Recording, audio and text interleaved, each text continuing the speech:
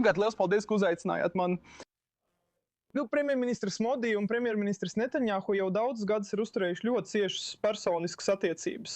Un mēs to tikko redzējām jūsu pieminētajā video. Un mēs to redzējām arī tad, kad viņš pēdējo reizi bija šeit ap februāri. Un premjerministrs Netanjahu teica, ka viņš premjerministru Modi uzskata ne tikai par draugu, bet par brāli. Un mēs to esam redzējuši viņa vizītes laikā, kas noveda pie aptuveni 17 nozīmīgu līgumu noslēgšanas aizsardzības mākslīgā intelekta, ūdens apsaimniekošanas, lauksaimniecības, inovāciju un tehnoloģiju jomās. Tātad šie līgumi parādīja, cik ļoti partnerība kļūst arvien mērķtiecīgāk. Un mēs ceram, ka brīvās tirdzniecības līgums drīz būs dabisks solis, kas palīdzēs paplašināt tirdzniecību. Bet no Indijas skatpunkta Izraēla ieņem ļoti īpašu vietu mūsu ārpolitikā, jo daudz indiešu uzskata šo valsti par tādu, kas veiksmīgi pārvērtusies par globālu inovāciju, tehnoloģiju un izturības centru. Un pastāv ievērojama abrīna par Izraēlas sasniegumiem šajās jaunuzņēmumu lauksaimniecības jomās. Mēs abi esam civilizācijas valstis, un sabiedrības uztverē šīs attiecības arvien vairāk attīstās, un tās virza ļoti spēcīga cilvēku savstarpējā saikne. Katru gadu tūkstošiem izrēliešu apmeklē Indiju, piesaistītās kultūras, garīgumu un vēsturisko saišu dēļ. Savukārt Jouba ir kļuvusi par ļoti populāru kultūras tiltu Izrēlā. Tātad pastāv dziļi vēsturiski pamati, jo Indija ir viena no retajām valstīm, kur ebreju kopienas gadsimtiem ilgi dzīvoja nesaskaroties ar vajāšanām. Tāpēc šīm attiecībām, kā jūs sakat, iespējas ir neierobežotas. Ir pārsteidzoši redzēt, kā šīs attiecības attīstās. Ratrana Dīp, mani interesē, kā konflikts ar Irānu ir ietekmējis Indiju. Pavisam nesen vairāk indiešu jūrnieki tika nogalināti ASV triecienā pret tankuģi. Tas ir piesaistījis lielu uzmanību. Kā šis incidents tika uztverts Indijā?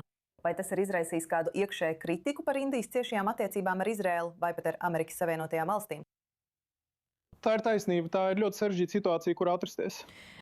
Mēs redzējām, ka 3 indiešu jūrnieku nāve Omānas līcī pirmkārt un galvenokārt ir cilvēcisks traģēdija. Un saskaņā ar ziņojumiem kuģis tika mērķēts no Amerikas Savienoto valstu puses, jo bija aizdomas, ka tas ir iesaistīts Irānas naftas pārvadāšanā, kas ir ASV sankciju pārkāpums. Tomēr fakts, ka civilie indiešu apkalpes locekļi zaudēja dzīvību, saprotam, ir izraisījis lielas bažas un sēras visā Indijā.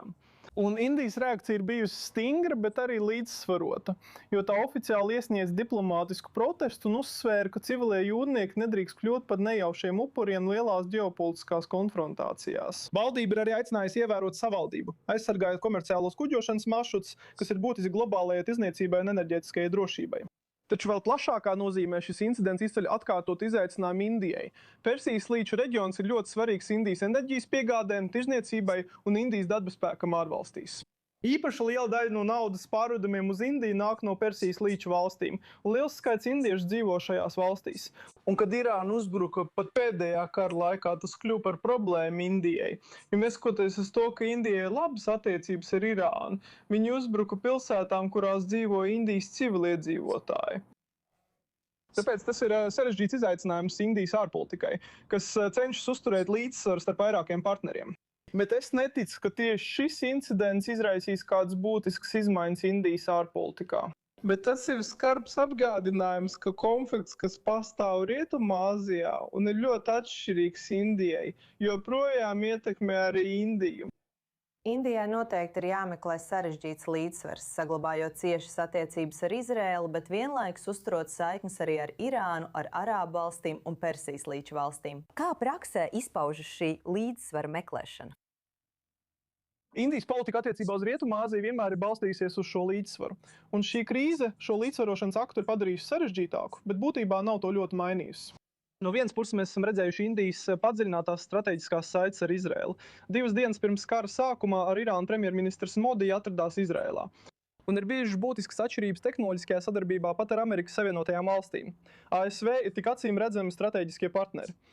No otras puses, Irāna joprojām ir svarīga valsts savienojumības projektiem un enerģētikas apsvērumiem. Savukārt Persijas līča valsts ir ļoti nozīmīgas tirdzniecībai, investīcijām un lielajai Indijas diasporai. Tāpēc Indijai kļūst sarežģīti tikt galā ar visām šīm attiecībām. Kā es paskaidroju, mēs ievērojam daudzvirzienu līdzsvarošanas pieeju. Un šī situācija to tikai sarežģīja, jo spriedze starp iesaistītajām pusēm ļoti pārklājas, nevis ir atsevišķas krīzes. Tāpēc tas samazina Indijas manevrēšanas iespējas un palielina katra publiskā paziņojuma diplomātisko jūtīgumu. Un Indijā ir arī liela šī populācija, tāpēc tā ļoti cieši seko līdzi garīdzniecības varai Irānā. Un tas padara visu uzturēšanu ļoti sarežģītu. Tāpēc Indija bija viena no pirmajām valstīm, kas aicināja sākt deeskalāciju un aizsargāt civiliedzīvotājus. Noteikti sarežģīta izvēle, ņemot vērā tik daudz izaicinājumus, ar kuriem reģions saskars.